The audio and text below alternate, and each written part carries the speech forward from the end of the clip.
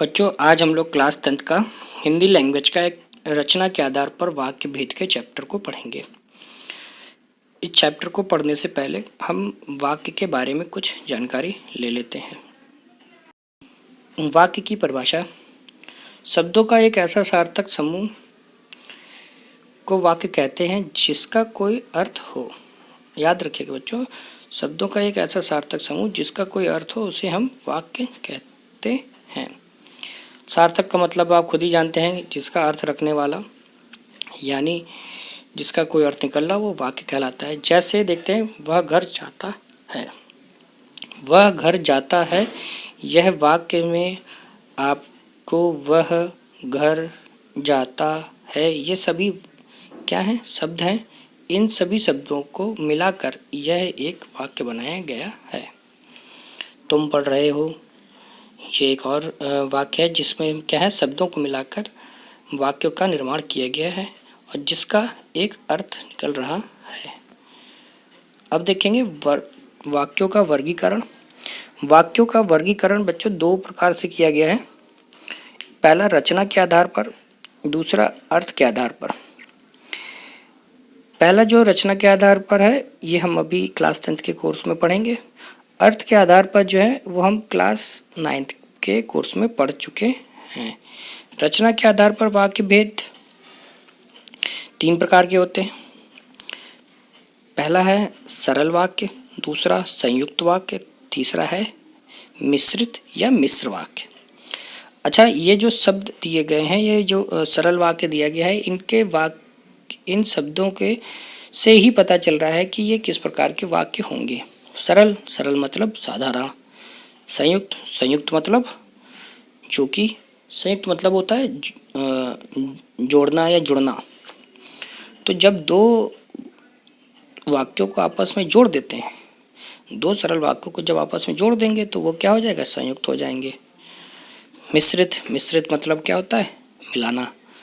जब दो वाक्यों को आपस में मिला दिया जाएगा, दो या दो से अधिक भी वाक्यों को आपस में मिला देंगे तो वो क्या हो जाएगा? मिश्र वाक्य हो जाएंगे। ठीक है, आगे देखते हैं। सरल वाक्य की परिभाषा: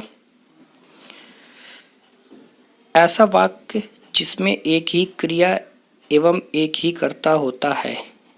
जिस वाक्य में एक ही उद्देश्य एवं एक ही विधेय होता है वे वाक्य सरल वाक्य कहलाते हैं। सरल वाक्यों को साधारण वाक्य भी कहा जाता है। यानी कि सरल वाक्य जिसमें क्या है, एक ही क्रिया और एक ही कर्ता होता है, और ये साधारण वाक्य होते हैं। और यानी कि और इसमें एक उद्देश्य और एक विधेय होता है। उद्देश्य विधेय कह लीजिए या कर्ता या क्रिया कह लीजिए, दोनों बात सेम ही है और ये साधारण से वाक्य होते हैं। चलिए अब इनको आगे एग्जाम्पल्स में देख लेते हैं। एग्जाम्पल्स में देखकर उदाहरण नंबर 1, अमित खाना खाता है। ऊपर दिए गए उदाहरण में जैसा कि आप देख सकते हैं कि उद्देश्य अर्थात कर्ता है जो कि अमित है, एक ही विधेय अर्थात क्रिया है जो कि खाना खाता है। तो आपको पता चल रहा है कि जब एक ही उद्देश्य और एक ही विधेय होता है तो वो वाक्य क्या कहलाता है बेटा? सरल वाक्य कहलाता है। अतः यह जो उदाहरण है ये किसका है? सरल वाक्य का उदाहरण है। देखते हैं आगे एक एग्जाम्पल। रामू पुस्तक पढ़ता है। इसमें भी क्या है? एक ही उद्देश्य है और एक ही विधेय है। रामू जो है इसका क्या है? इस वाक्य का कर्ता है और विधेय क्या है उसका? क्रिया, यानी कि पुस्तक पढ़ना। कर्ता, उद्देश्य और विधेय क्रिया, अर्थात साधारण वाक्य। मीना नाचती है। मीना क्या है? एक ही उद्देश्य यानी कि मीना और एक ही विधेय यानी कि क्रिया, यानी कि नाचना क्रिया है। तो इसके कारण यह क्या हो जाएगा? यह वाक्य साधारण वाक्य या सरल वाक्य कहलाएगा। आगे, शिशु सोता रहता है। शिशु यानी कि उद्देश्य इसमें क्या है? एक ही अर्थात कर्ता यानी शिशु, एक ही विधेय अर्थात क्रिया अर्थात सोना, जैसा कि आपको पता है कि यही एक ही उद्देश्य और एक ही विधेय है, इस कारणवश ये क्या हो जाएगा, साधारण वाक्य या सरल वाक्य कहलाएगा। अब आगे देखेंगे, दूसरा है संयुक्त वाक्य। संयुक्त वाक्य की परिभाषा, ऐसा वाक्य जिसमें दो या दो से अधिक उपवाक्य हों एवं सभी उपवाक्य प्रधान हों, ऐसे वाक्यों को संयुक्त वाक्य कहते हैं। संयुक्त वाक्य में दो या दो से अधिक सरल अथवा मिश्र वाक्य अव्ययों द्वारा संयुक्त होते हैं। ऐसे उपवाक्य एक दूसरे पर आश्रित नहीं होते हैं एवं संयोजक अव्यय उन वाक्यों को मिलाते हैं।